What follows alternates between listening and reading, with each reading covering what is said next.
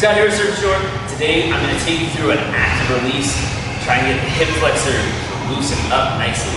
So two different parts of the hip flexor. One is going to be psoas. That's the big one that you hear most people talk about. That's the one that kind of runs all the way deep through the spine, kind of runs through the body to the front of the hip. Other one we're going to go after is our iliacus. It goes from the underside of this iliac bone, kind of our pelvis bone, and it kind of dives down into the front to meet up with the psoas. It becomes your iliopsoas. But initially they're two different muscles, so we really need to work on both of those muscles to try and loosen them up to get the entire thing to loosen up. If we leave one part a little tight, it will tend to tighten up the other half. Most people miss that iliacus. We need to make sure that we hit it to loosen everything up. So we're going to take the kettlebell, going on our back. We're going to do bell side up. You can also do bell side down if you want like a tennis ball, lacrosse ball, something a little smaller like a golf ball to go in there.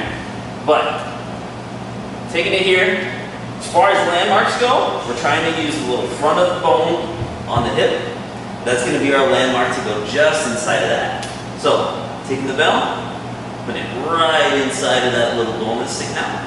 From here, we're extending out the leg.